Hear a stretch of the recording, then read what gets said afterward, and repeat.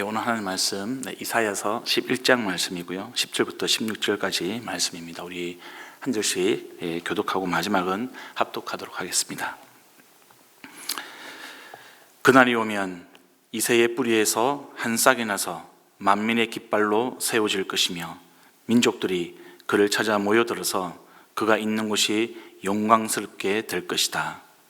그날이 오면 주님께서 다시 손을 펴시어서 그의 남은 백성들 곧 아시리아와 하이집트와 상이집트와 에디오피아와 엘람과 바벨로니아와 하맛과 바다 섬들에서 남은 사람들을 자기 소유로 삼으실 것이다.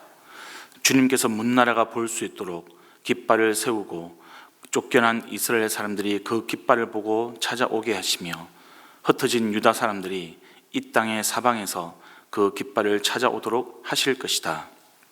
그때에는 에브라임의 증오가 사라지고 유다의 적개심이 없어질 것이니 에브라임이 유다를 정오하지 않고 유다도 에브라임에게 적개심을 품지 않을 것이다. 그들이 서쪽으로는 블레셋을 공격하고 함께 동쪽 백성을 약탈하며 에돔과 모압을 장악할 것이다. 암몬 사람들도 굴복시킬 것이다. 주님께서 이집트 바다에 큰 물고기를 말리시고 뜨거운 바람을 일으키셔서 유프라테스 강 물을 말리실 것이다. 주님께서 그것을 쳐서 7개월을 만드실 것이니 누구나 신을 신고 건널 수 있을 것이다. 함께 있습니다. 주님께서 남은 백성 곧 아시리아의 남은 자들이 돌아오도록 큰 길을 내실 것이니 이스라엘이 이집트 땅에서 올라오던 날과 같게 하실 것이다. 아멘.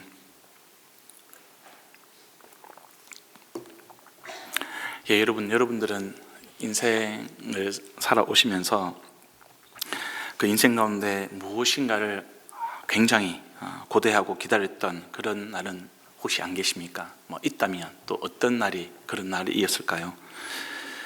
지금 이제 수능 시험이 한 50일 정도밖에 안 남았습니다. 고3 수험생들 그리고 그 부모님들은 어쩌면 이 대학 입시가 무사히 끝나는 날을 기다리고 있을 겁니다. 군복무를 하는 우리 청년들은 안전하게 아무 일 없이 제대하는 날을 아마 손꼽아 기다릴 겁니다. 질병에 걸려서 투병하시는 분들은 빠르게 회복되는 그날을 기다릴 겁니다. 저도 지금까지 살면서 기다려오던 그 날이라는 종종 있었습니다. 어린 시절 저는 이제 깨어진 그런 가정에서 자랐기 때문에 이 부모님이 화해하고 또 가정이 회복되는 그런 날 정말 간절히 바라고 오랫동안 항상 기도해 왔습니다. 이제야 저희 부모님이 연세가 70이 넘으시고 80이 넘으셨기 때문에 예전에 가졌던 그런 간절한 마음, 어릴 때 가졌던 그런 간절한 마음은 많이 사라졌지만 그래도 지금이라도 저희 부모님이 화해하고 서로가 용서하는 날, 그런 날을 저는 여전히 기다리고 있습니다. 또 하나 기다리던 날은 아직도 예수를 믿지 않는 저희 아버지께서 이제는 그만 하나님을 거부하고 예수님을 구주로 영접하는 그날을 기다리고 있습니다. 아마 여러분들도 저와 크게 다르지는 않으실 것 같습니다. 많은 성도님들이 아직 예수님을 믿지 않는, 거부하는 가족들이 영혼 구원을 받는 그날을 기다리고 있지 않을까 싶습니다. 여러분, 이렇게 우리가 어떤 날을 기다린다는 것, 그것이 개인적인 부분도 있지만 어떤 민족이나 국가 차원에서 기다리는 그런 날도 있습니다. 우리나라의 역사를 살펴보면 일본과 중국으로부터 침략을 당한 그런 가슴 아픈 역사를 가지고 있습니다. 특별히 우리가 36년 동안 일본의 지배를 받았던 그런 식민지였기 때문에 국권을 빼앗겼지 않습니까? 그때 우리 민족이 가장 기다렸던 날은 아마 해방의 날, 독립하는 그런 국가 독립의 날이었을 겁니다. 여러분, 혹시 심대섭이라는 인물을 아실까요? 우리에게는 심훈이라는 그런 이름으로 더 익숙한 그런 분입니다. 시인이기도 하시고 소설가이기도 하시고요. 이분의 대표 작품은 우리가 잘 알고 있는 상록수라는 작품입니다. 그리고 이분이 쓴 시가 하나 있는데요. 제목이 그날이 오면이라는 제목의 시입니다. 내용이 그래서 제가 조금만 읽어드리겠습니다. 그날이 오면은 삼각산이 일어나 더등실 춤이라도 추고 한강물이 뒤집혀 용서슴칠 그날이 이 목숨 끊어지기 전에 와주기만 하량이면 나는 밤하늘에 나는 까마귀와 같이 종로의 인경을 머리로 들이받아 울리오리다. 우렁찬 그 소리를 한 번이라도 듣기만 하면 그 자리에 거꾸러져도 눈을 감겠소이다. 제목에도 우리가 알 수 있듯이 이 시는 광복을 바라면서 일본 제국주의에 그 당시 일제치하에 살아가던 우리 국민들이 저항하던 그 마음을 담아낸 그런 저항의 시입니다. 이분은 이제 기독교인으로 알려져 있는데요. 그래서 기독교 평론가들은 이 시를 평가할 때 이 시인이 이스라엘 왕국을 구하고자 했던, 그리고 그 마음으로 외쳤던 구약 선지자들의 그런 예언시들의 전통을 일제 식민지였던 우리 땅에 적용한 시다, 이렇게 평가를 하곤 합니다. 우리가 지금 함께 묵상하고 있는 이사야서도 그 중에 하나입니다. 여러분 10절부터 12절까지 우리 본문의 말씀을 먼저 살펴보겠습니다. 신문 시인이 쓴 시의 제목처럼 오늘 이제 본문 10절은 그날이 오면으로 시작합니다. 11절도 똑같습니다. 그날이 오면으로 시작합니다. 여기만 나오는 게 아닙니다. 이사야서 곳곳에 그날이라는 단어가 굉장히 많이 나옵니다. 우리가 묵상했던 10장 20절에도 그리고 27절에도 그날에 대해서 기록을 하고 있고요. 7장에도 그날에 대해서 언급하고 있고, 앞서 4장, 3장, 2장 그날이라는 단어가 굉장히 많이 나옵니다. 이사야서에 나오는 모든 그날이 동일한 날 지칭한다고 할 수는 없지만, 오늘 본문 속에 있는 그날은 분명하게 이 메시아의 시대를 가리키고 있습니다. 이새의 뿌리에서 한 싹이 나서라는 이제 구절이 있습니다. 이 구절은 히브리 원문을 보면 이새의 뿌리가 있을 것이라고 이렇게 굉장히 단순하게 되어 있는데요. 이새의 뿌리는 다윗의 뿌리를 이야기합니다. 여러분 여기서 이상한 점 발견하지 못하시겠습니까? 예수님이 다윗의 뿌리이신데 동시에 이 다윗의 뿌리에서 나오는 열매인 것이라는 사실입니다. 이게 어떤 의미일까? 메시아가 이새의 자손인 한 사람으로부터 오실 것이지만 실제 그분은 이새의 뿌리이시고 또 모든 사람의 뿌리라는 사실입니다. 나아가서 사람뿐만 아니고요, 천지 만물도 하나님에게서 나왔다라는 그런 의미를 이 구절은 담고 있습니다. 그래서 이 이새의 뿌리라는 말은 메시아이신 예수님의 신성을 드러내고 있는 것입니다. 고린도전서 8장 6절 보면 그러나 우리에게는 아버지가 되시는 하나님 한 분이 계실 뿐입니다. 만물은 그분에게서 났고 우리는 그분을 위하여 있습니다. 그리고 한 분 주님이신 예수 그리스도가 있습니다. 만물이 그분으로 말미암아 있고 우리도 그분으로 말미암아 있습니다. 예수님께서, 그리스도가 모든 천지 만물의, 그리고 저와 여러분의 뿌리라는 겁니다. 만민의 깃발이라는 단어가 나오는데요, 그 말은 만민이 그를 믿고 따를 자가 바로 우리 주님이라는 사실을 보여주고 있습니다. 즉 온 세상의 주님이 누구냐라는 겁니다. 바로 예수님, 그분이 저와 여러분의, 그리고 온 세상의 구주라는 것이 이 만민의 깃발이라는 단어에 담겨져 있습니다. 말씀처럼 여러분, 메시아 시대에 이스라엘의 남은 자들이 돌아올 것입니다. 그리고 민족들이 그에게로 모이며 그를 의지할 것이라고 예언하고 있습니다. 그 남은 백성들, 남은 자는 같은 뜻으로 보고 있습니다. 하나님께서 이스라엘 백성뿐만 아니라 온 세상 민족들로부터 은혜로 택하시고 구원하실 자들, 바로 그 사람들을 가리키고요, 그 사람들은 다른 사람들이 아니라 바로 저와 여러분이라는 사실입니다. 13절부터 16절까지 한번 보겠습니다.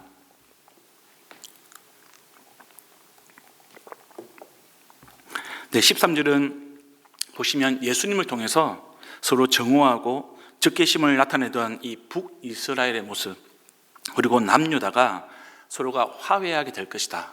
이것을 우리에게 보여주고 있습니다.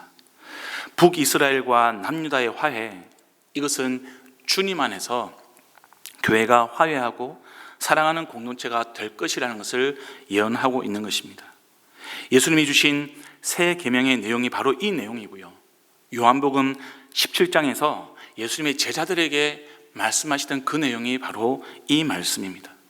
요한복음 17장 11절 말씀인데요. 주님이 제자들을 위해서 기도하는 내용입니다. 거룩하신 아버지, 아버지께서 내게 주신 아버지의 이름으로 그들을 지켜주셔서 우리가 하나인 것과 같이 그들도 하나가 되게 하여 주십시오. 14절부터 16절까지 말씀은 주님의 그 교회들이 주변의 나라들을 정복하는 모습을 지금 기록을 하고 있습니다. 여러분, 이것은 중세교회가 잘못된 십자가 전쟁을 한 것처럼 그렇게 물리적으로 정복하는 것을 의미하는 것이 아니라요, 온 세상에 복음을 통하여서 그 복음이 전파되는 그런 모습을 상징적으로 보여주고 있는 것입니다. 주님은 이집트 바다를 말리시고 유브라데 강을 건너갈 수 있도록 하실 거라고, 또 남아있는 백성을 위해서 아시리아에서부터 돌아오는 큰 길을 만드실 거라고, 그리고 이스라엘이 이집트 땅에서 나오던 그 모습처럼 하실 거라고 기록을 하고 있습니다. 여러분, 이 예언이 무엇입니까? 온 세상에서 하나님께서 주권적으로 당신의 구원 사역을 이루실 것을 암시하고 있습니다. 우리는 때때로 선교가 마치 사람이 하는 것처럼 생각할 때가 있고요, 그렇게 보일 때가 있습니다. 그러나 절대로 그렇지 않습니다. 선교는 하나님이 하시는 사역입니다. 하나님이 주권적으로 이루시는 사역입니다. 그러면 왜 우리를 사용하시는가? 우리가 하나님의 동역자로 삼으시기 때문이죠. 우리를 하나님의 영광 가운데 동참하기 위해서, 그분의 영광을 나누어 주기 위해서, 우리로 하여금 하나님의 영광을 맛보게 하기 위해서 우리를 선교의 동역자로 하나님 나라를 만들어가는 그 동역자의 자리에 두시는 겁니다. 그날이 오면 소망을 나타내는 단어입니다. 그런데 여러분, 세계의 상황을 보면 곳곳에서 벌어지는 그런 전쟁의 소식은 우리의 소망을 무너뜨립니다. 남과 북의 상황이 민족 복음화, 통일이 멀어 보이게 만들고 있습니다. 우리 사회 안에서도 여러분, 갈등이 있고요, 분열이 있습니다. 이것으로 인해서 교회의 전도와 선교 사역이 어려움을 겪는 것을 우리는 보고 있습니다. 사람의 성향과 신념의 차이가 우리 사회와 교회를 힘들게 하고 분열시키는 것을 또한 보게 됩니다. 여러분, 로잔 대회가 지난주에 있었습니다. 이것을 비판하는 분들의 주장도 가만히 들어보니까 참 안타깝지만 이런 마음의 연장선에 있는 것은 아닌지 생각하게 됩니다. 교회의 화해, 그리고 사회적인 책임, 이것을 복음 전도와 분리시키는 그분들의 주장을 듣게 됩니다.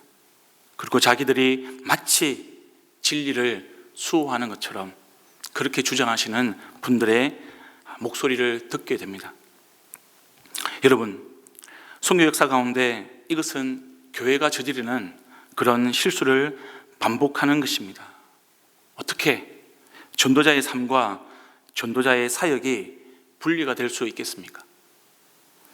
화해와 복음 전도, 사회적인 책임과 복음 전도, 이것은 따로 떨어져 있는 것이 결코 아닙니다.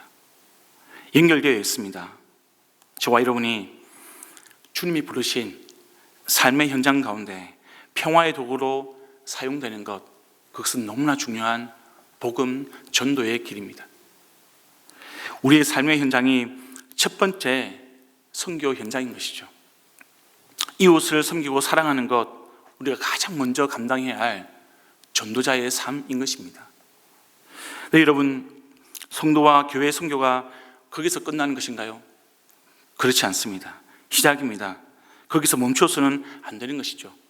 주님이 우리는 가라고 하신 만큼 가야 하는 것입니다.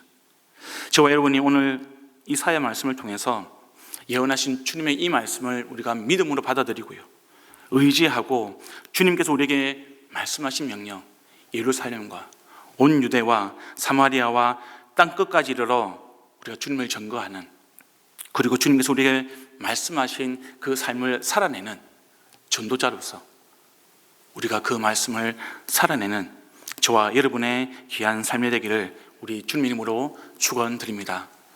여러분, 이 시간 말씀을 기억하면서 함께 기도하기를 원합니다. 하나님, 그날이 오면 이사야가 소망했던 그 소망의 마음 우리에게 주시옵소서. 오늘은 다음 세대를 위해서 기도하는 날입니다. 하나님, 우리 교회 모든 세대들이, 특별히 다음 세대가 그날을 향한 열망과 소망으로, 하나님의 그 마음으로 우리가 전도자의 삶을 살아갈 수 있도록, 우리가 선교적인 삶을 살아갈 수 있도록 도와주시옵소서. 교회 일정을 위해서 기도해 주시기를 부탁드립니다. 여러분, 이제 KCA 선교주일이 10월 13일 날 있습니다. 그리고 예수영접 모임이 10월 달 26일에 있을 예정입니다. 하나님, 이 모든 교회 일정을 통하여서 하나님의 그 놀라우신 구원의 역사가 우리 공동체 안에 풍성하게 있게 하여 주시옵소서. 간절하게 기도하고 가지고 나오신 기도 제목 가지고 계속 기도를 이어가시겠습니다. 기도합니다.